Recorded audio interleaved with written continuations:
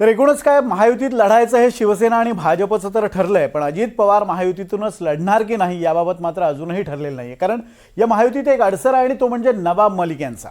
मलिकांना भाजपचा तीव्र विरोध आहे, तर अजित पवारांसाठी नवाब मलिक महत्त्वाचे नेते आहेत. या तिढ्याचा तोडगा निघणार का आणि अजित पवार महायुतीत लढणार का, पाहूयात एक सविस्तर रिपोर्ट.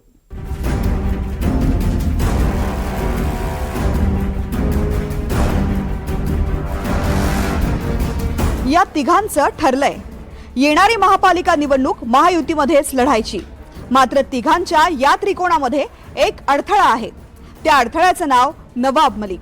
अजित पवारांनी राष्ट्रवादीचं मुंबईतलं नेतृत्व नवाब मलिकांना दिलंय आणि त्यालाच भाजपचा विरोध आहे.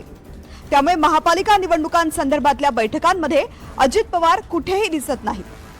मुंबईतलं राष्ट्रवादीचं नेतृत्व नवाब मलिक यांच्या ऐवजी इतर कुणाकडेही दिलं तर भाजपला आक्षेप नाही.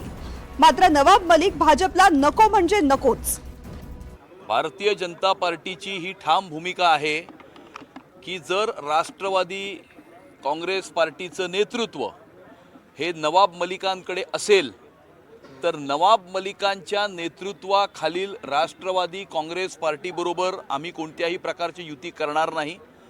नवाब मलिकांचं नेतृत्व नसेल तर राष्ट्रवादी काँग्रेस पार्टीबरोबर युती करण्यास आमचा कुठलाही विरोध नाही.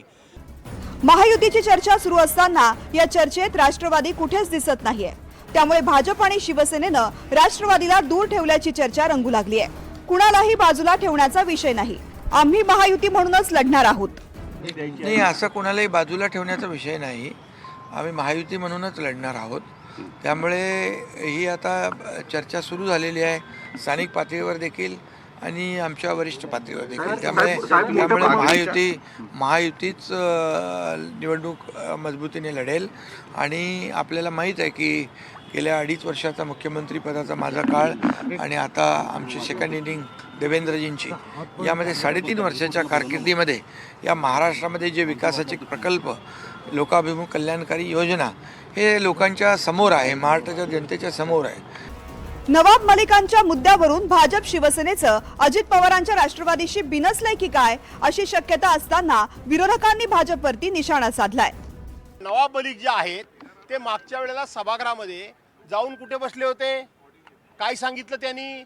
एकमेकाला पत्र लिहिण्याची नाटकं करतात हे मुख्यमंत्री आणि उपमुख्यमंत्री. कडेकडेला बसतात आणि पत्र कसली लिहितात. मी स्वतः ज्या वेळेला नवाब मलिक आमच्याबरोबर नाही असं सांगितलं त्यावेळेला नवाब मलिकांचा सीट नंबर काय आहे आणि तो सीट नंबर कोण देतं? अध्यक्षांच्या ऑफिसमधून दिला जातो.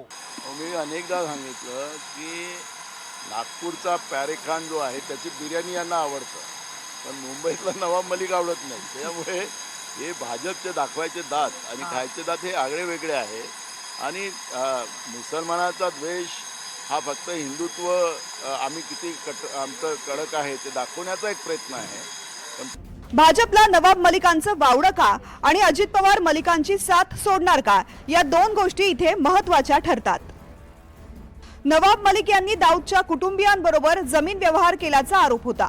खुद्द देवेंद्र फडणवीस यांनीच मलिकांवर हा आरोप केला होता. देशद्रोहाच्या आरोपाखाली नवाब मलिकांना तुरुंगवास झाला होता. त्यानंतर नवाब मलिक जामिनावर बाहेर आले. नवाब मलिक तुरुंगात असताना राष्ट्रवादी फुटली. मलिक तुरुंगातून बाहेर आल्यावर अजित पवार गटात सहभागी झाले. त्यावेळी देवेंद्र फडणवीसांनी अजित पवारांना नवाब मलिकांच्या सहभागावरून नाराजी व्यक्त करत पत्र लिहिलं होतं. या सगळ्या कारणांमुळे भाजपचा नवाब मलिक यांना ठाम विरोध आहे. तर दुसरीकडे अजित पवारांसाठी नवाब मलिक महत्त्वाचे आहेत. नवाब मलिक हा अजित पवारांच्या पक्षाचा मुस्लिम चेहरा आहे.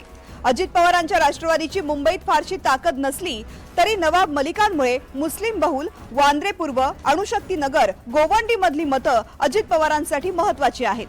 लोकसभा निवडणुकीत अजित पवारांच्या राष्ट्रवादीपासून मुस्लिम मतं दुरावल्याचं समोर आलं होतं. विधानसभा निवडणुकीत अजित पवारांनी नवाब मलिक आणि त्यांची मुलगी सना मलिक यांना तिकीट दिलं होतं. त्यापैकी नवाब मलिकांचा पराभव झाला तर सना मलिक विजयी झाल्या. अजित पवार नवाब मलिकांची साथ सोडतील असं वाटत नाही. अजित पवारांच्या राष्ट्रवादीची फारशी ताकद मुंबईत नाही. त्यामुळे महायुतीमध्ये अजित पवार नसल्यानं फारसा फरक पडणार नाही असं भाजप शिवसेनेचं गणित असावं. त्यातच मुळात भाजप आणि शिवसेना जास्तीत जास्त जागा लढायला आग्रही असताना आणखीन अजित पवारांसाठी कुठल्या जागा द्यायच्या हाही प्रश्न आहेच.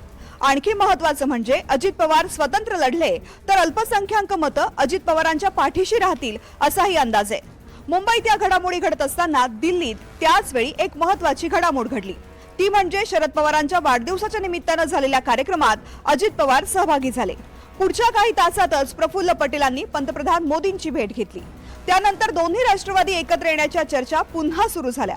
तसंच काही महापालिकांमध्येही दोन्ही राष्ट्रवादी एकत्र येणार अशीही चर्चा आहे. हे सगळं पाहता राज्यात सगळे पक्ष एकमेकांना सोयीची युती करणार असंच दिसतंय. Bureau report, NDTV Marathi, Mumbai.